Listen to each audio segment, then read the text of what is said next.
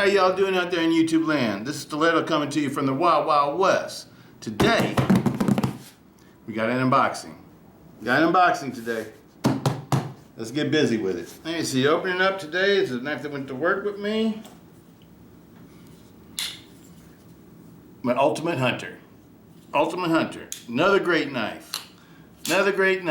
Absolutely love it. Ultimate Hunter. You can't go wrong with the Ultimate Hunter. Awesome blade. It's lighter. It's one of the lightest ones that I have that I'm trying out this year. This is a brand new one that I purchased this year, and I absolutely love it. Whenever I want to carry a light knife that's got a good size and good heft to it, it's got a good cutting blade, this is my choice. It's also a great knife for if you're an outdoorsman because it's orange. It's easy to spot if you drop it in the wild somewhere. Excellent knife. Absolutely love it. It's not as fidgety though as my Ultimate Hunter. The Ultimate Hunter is the most fidgety one. But this one is the lightest one. Absolutely love it. Can't go wrong with the Ultimate Hunter. The blade is awesome.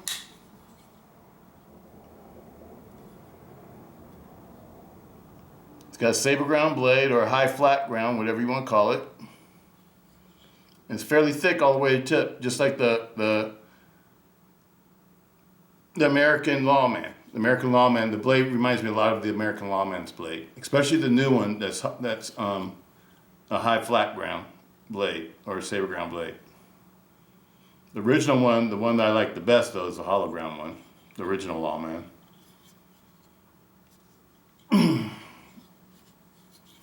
Actually, the second generation, the ones with the thinner G10 handles.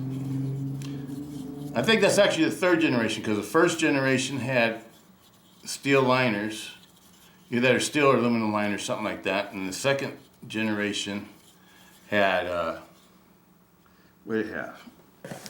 Oh, it just had thick G10 scales, the Oz 8 ones that I have. And then the next generation, the CTX XP ones,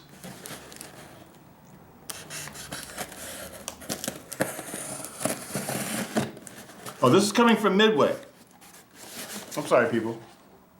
Midway, USA. And this one here is for the Jersey knife guy. The Jersey knife guy. I love watching his videos. If you guys like watching videos about single blade slip joints or cold steel knives, I recommend go visit the Jersey knife guy. He's awesome. This is one that he wanted me to get. I told him I was going to get it. And here it is, Jersey knife guy. Woo, it's heavy. Yes.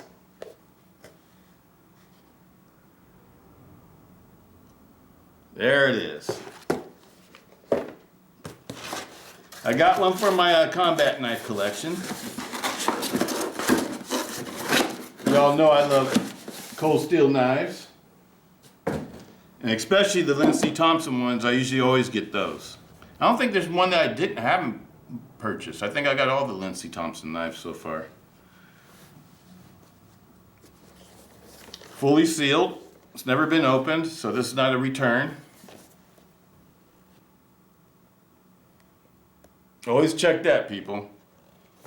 I was talking to somebody today on the responding to their questions, and they were asking me about tie lights and having the problems with becoming a fixed blade mode. I've never had that problem with the tie light. All my tie lights function perfectly. Some of them, the leaf springs were harder than other knives, but you know, it wasn't like it was a fixed blade mode. It was just like a real stiff leaf spring, and that was especially on the 440C ones. I think it was the 440C ones, the Lynn C. Thompson special crisp blade ones I have. Those have a real tough leaf spring, but it doesn't stick. It's just a real strong leaf spring. And you know what? For that kind of knife, I sort of like that because I want the leaf spring to be strong. I don't want it to be a weak leaf spring. And I explained to him that cold steel knives are, made to be real self-defense knives. They're not made just to be toys. And so they have strong leaf springs. Lots of them are like really strong, for even the triad lock knives. And that's a good thing if you want a real combat knife, because you want a knife that the lock's going to stay in place. And that strong leaf spring is going to keep the lock in the proper place, in the proper position that it's supposed to be in. I'm going to keep all this plastic and stuff, everything, just like the way it came, because this is a collector for me. I'm going to take care of the box and everything. Oh, let's look at the box. Let's look at the box real quick. Jersey Knife Guy was talking about the signature on the box. Oh yeah, it is a real signature. Because it's like a felt tip pen. You can tell by the ink the way it's reflected on the box. That's not like a factory thing. I don't know if you guys can see what I'm talking about. But that's a hand. This knife was hand signed. And that's really cool. He said the signature on the knife blade looked different. Let's check that out real quick. Put my Ultimate Hunter out the way. All right. Oh, that's a badass Bowie. Now I see why Jersey Knife Guy wanted me to get one so bad. Whoa, look how thick the blade tang is. I wouldn't even call that a rat tail. That's like a full tang knife. It's pretty much full tang. I'll let you guys look at that. See what I'm talking about. This part. That's the tang of the knife. Look how wide and thick it is. It's the same thickness as the blade. Looks like it's about 5 millimeters thick. 4.8 or 5 millimeters thick. Okay, that's important. Remember that. Remember that. Remember that. This is a beautiful knife. Okay, let's compare the signatures. I don't know, that's Lynn C. Thompson's signature. It looks the same to me. This one only has one end though, it looks like. It might be two ends, but it's kind of hard to tell because it goes through the S on the cold steel. So I bet you it's two ends. Because Lynn C. Thompson's name has two ends in it. Lynn has two ends in it. But look at the signatures. Those are the same. Wow, that's really cool. I'm digging it. This is a collector. I will never use this knife. I have lots of big fixed blades I can use. This one's a collector. It's going to become part of my combat knife collection. Oh man, I love it. Let's get some measurements out of it. I'm digging it. Let's put the sheet down here. Okay. Blade length, 10.5 inches exactly. Handle length, almost 5 inches. It's like, what's that? 7/8, about 4 7/8, something like that. Total length, 15 and an eighth. All right. Handle thickness. Let's find out what the thickness is.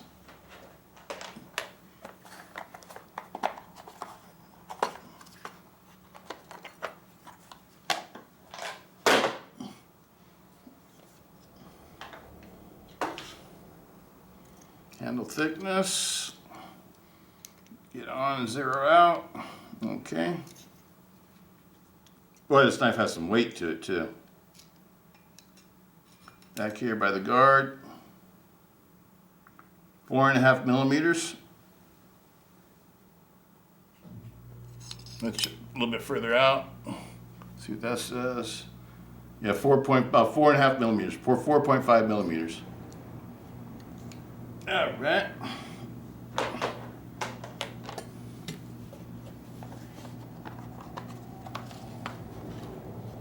This is a serious. I have lots of military type knives. This is serious. They would have loved to have this back in World War II. I love the grip. I love the cold steel rubberized grips. This is, oh man. The guard moves a little bit.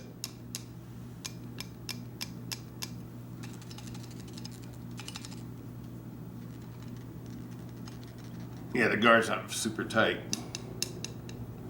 That's okay though. It's a beautiful knife. Let's see how sharp it is.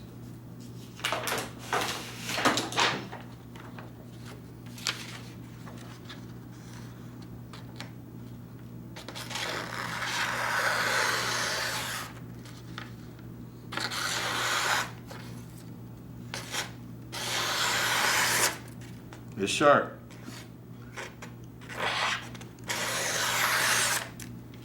Oh yeah. D2 steel, people. It's German D2.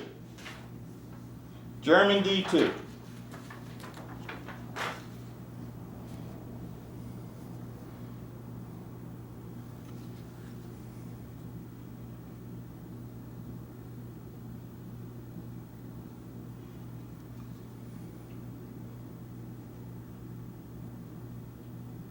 What number are we?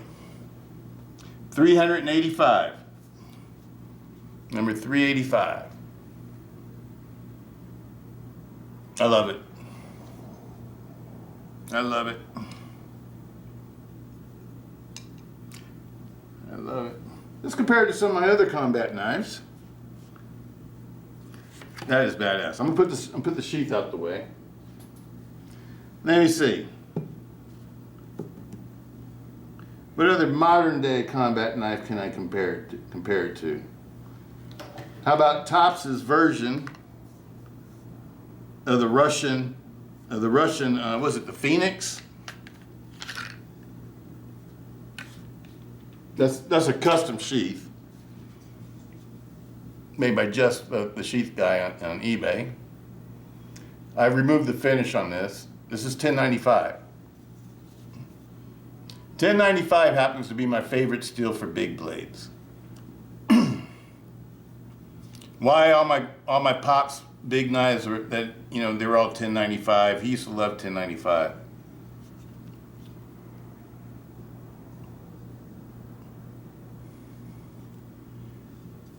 And so people in my family have used a lot of knives that were made with 1095. I used to have one when I was a teenager. My dad's World War II K-bar.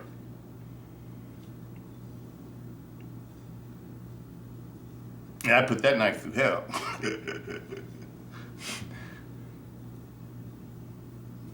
and it had a loose guard also. I've had a couple of combat knives that have loose guards. This one has a micarta handle, scales. This one is a full tang construction. I think it's like a 1/4 of an inch thick. It's like super thick.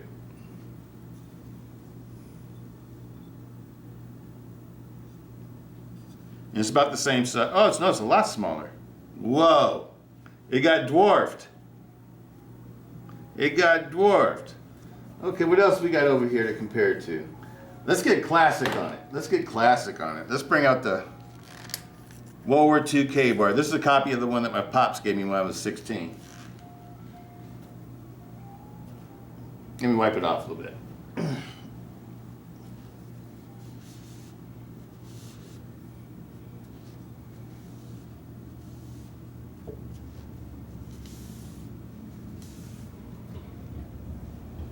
And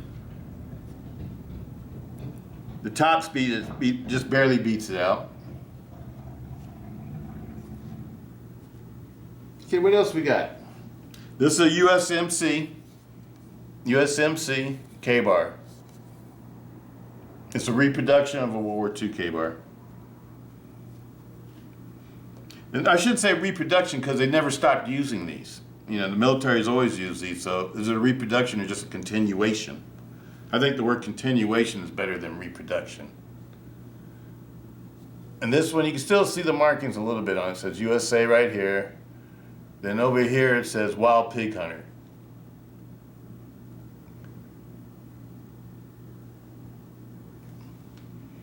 All right. Next one we got up. Let's go with another World War II reproduction by K-bar.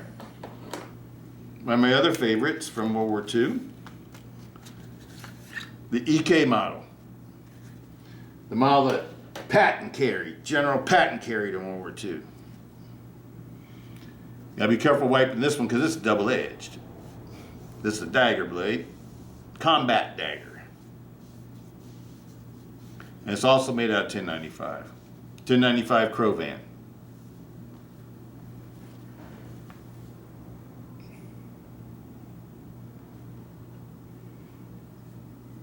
This is my favorite combat dagger. Of all my combat daggers, this is my favorite.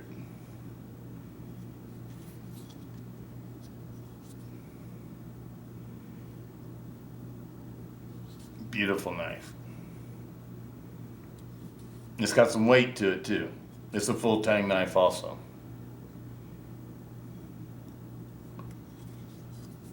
Beautiful knife. And that one's about the same size as a K-bar, huh?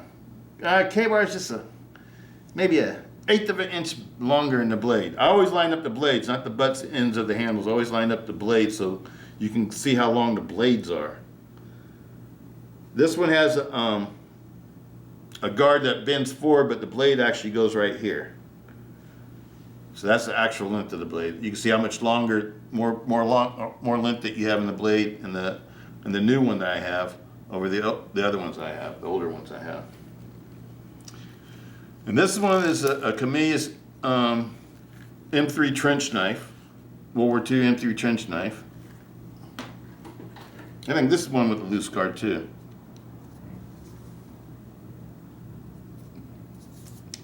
Trying to get, there you go. You hear it rattle a little bit. And I've heard people freak out when they get one of these knives with a loose guard. I'm gonna just let you know that just about all these knives have loose guards. And the reason why is because they're just fitted together. They're not welded in, they're not soldered in or anything like that. It's just a loose fit.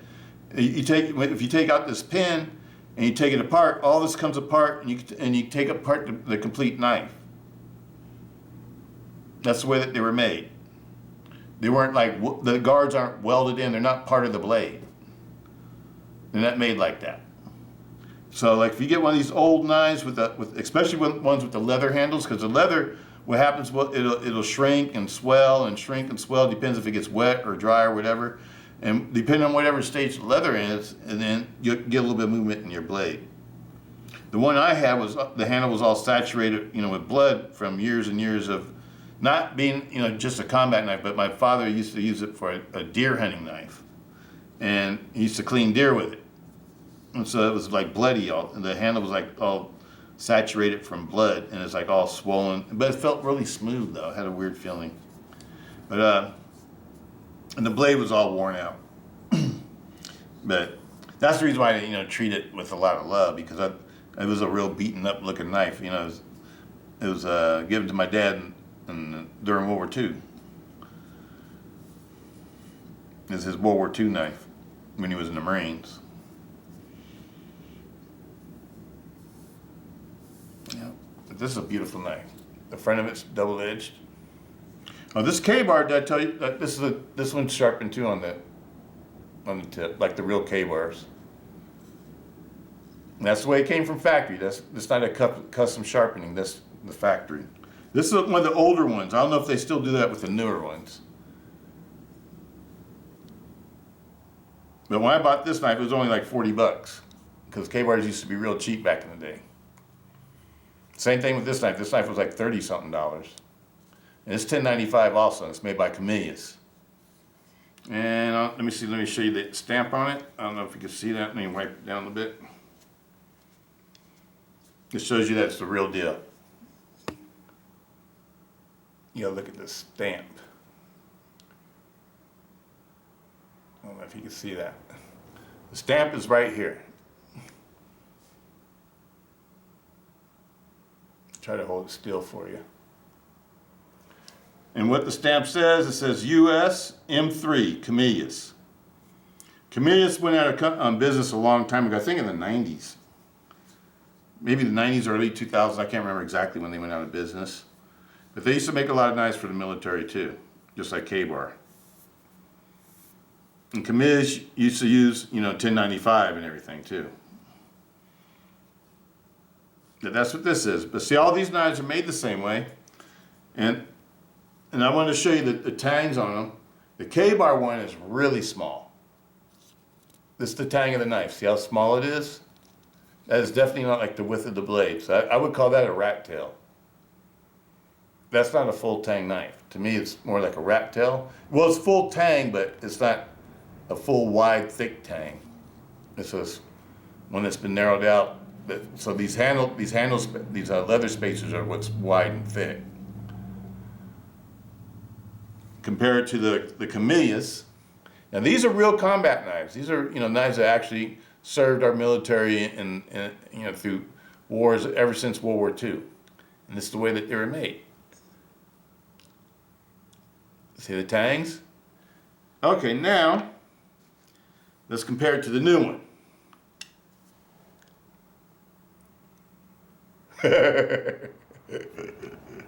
That's the M3 trench knife, World War II trench knife. And this is the World War II combat knife. Look at that. Which would you rather have if you're in combat? Now, D2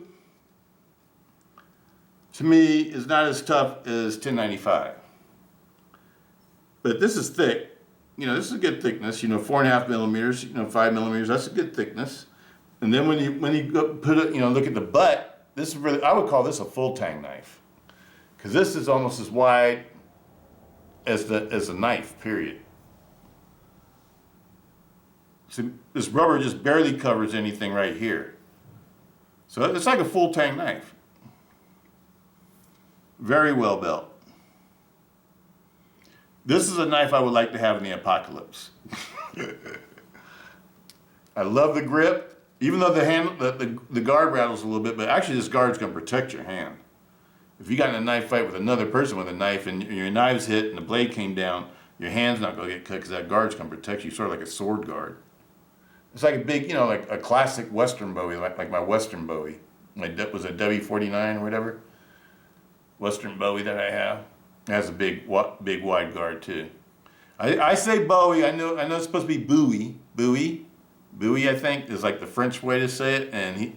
And Jim Bowie was from the Louisiana, I think the state of Louisiana, New Orleans. And so the way that they pronounced it back then, he's like from the French Quarter, was Bowie. And I grew up saying Bowie because it was always Bowie knives. But it's actually Bowie. So if you hear me say Bowie, I'm sorry. That's the way I was brought up. I know it's Bowie. I try to, I do the same thing with Sam May. So it's not Sam May, it's Sam Mai. I'm sorry, people. I actually love this one. It's a beautiful knife. You were right. You're right, Jersey knife guy. It's a nice one, buddy. Absolutely love it. It will be in my collection. Trying to line them up by blade length. Actually, this one's longer than this one, huh? Oh yeah, it's about the same length as well, they're all close, really close. Let's measure them out and see which one's longer. The bottom three look all real close in length. That one is 1, 2, 3, 4, 5/8, 6 5/8, 6 and a little bit less than 6. I don't know, it might be 6 and, yeah, that's 6 5/8, 7 inches. K-bar wins. These two are the same length, the two daggers. Or actually, this is not a dagger, it's actually a bayonet blade. 8 inches for the pig sticker, the wild pig hunter. And this was 10 1/2. Yep. Beautiful blades, people. And that's all I have for you. I just had to unbox this one and see it and put it out there for Jersey Knife Guy. Yep, I got one, buddy. I got one. I'm joining the club. We all got one now. I love it. I love it. But you know what, Jersey knife guy? I challenge you. Well, no, I'm not going to say that because those are expensive now. You have to wait until the next sale. Then I'll challenge you. I'm not going to challenge you right now, buddy, because I know the ones I'm going to challenge you to get is real expensive right now. I'll wait until it's on sale at Midway again.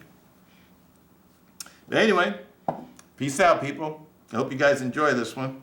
You know I love my combat knives. You want to see them one more time? The EK, model 44.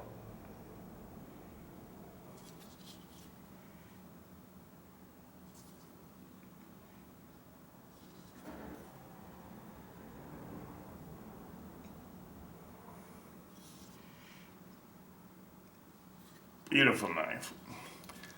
And it feels good in the hand too. This would be actually, you know, a good knife for a survival knife and the apocalypse too. Number one, you got two edges. So if one goes dull, you still got another one. And this is thick all the way through. Can you guys see that? It's going to be really thick behind the edges though, so it's not going to be, you know,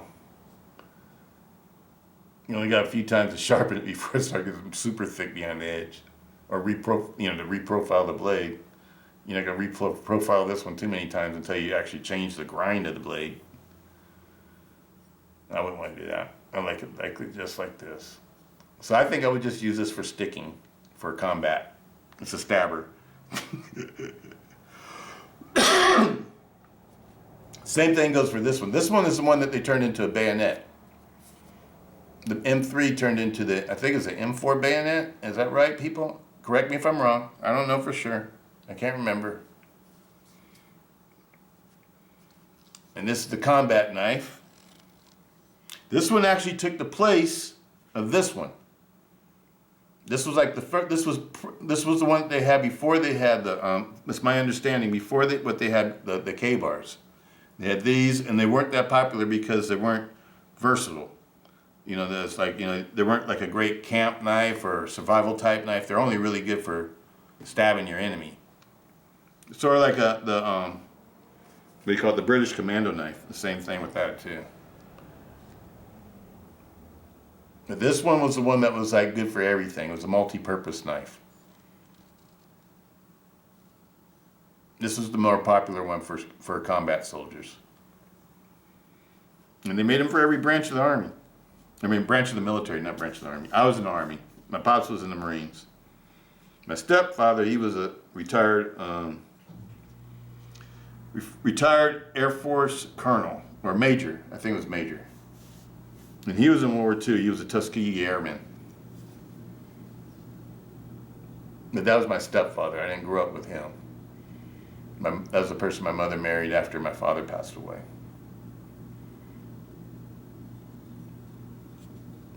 I was an adult when he came in the picture. I was already out of the Army, and I was working as a mechanic when he came in the picture. In the Army, I was a tank mechanic and wheel vehicle mechanic. In my second enlistment, I went in as a medic, combat medic, because I didn't like being a tank mechanic. I didn't like smelling like diesel all the time. When I was a kid, I used to like to build hot rods and drag race on the street, you know, race motorcycles and cars and stuff like that on the street when I was a kid illegally. And so I thought I wanted to be a mechanic. So I went in the military as a mechanic, combat mechanic, tank mechanic, 63 Charlie. And they changed that, the MOS, to 63Y, or Yankee, which was combat tank and wheel vehicle mechanic. Absolutely love this one. This is a serious blade, this Thompson knife. Differentially heat-treated blade. It's a really good, high quality knife. Out of all these, the Tops is the one that cost the most. And then the second most expensive one is this one, the new Lynn Thompson knife. And then after that would be the EK. And then I paid more for this one than I paid for this one. But these are both more expensive. You can't get these no more, and if you can find them, they're usually like $200 or $300, especially in condition like this, because they're rare. And the way that you always could tell the real ones had the stamp like this. If they don't have the stamp like that, then they're not the real ones. Because I think there's a lot of knockoffs and stuff that you might see on eBay or whatever. So you gotta make sure you got the right ones. All right, people. And that's about all I got for you today. Oh, and this one, the reason why I like this one so much is because I served under General Patton's son at Fort Hood, Texas, with the 312th MI Battalion. I was a tank mechanic there too. That's where I went after I left Germany. All right, people. Peace out. Stiletto.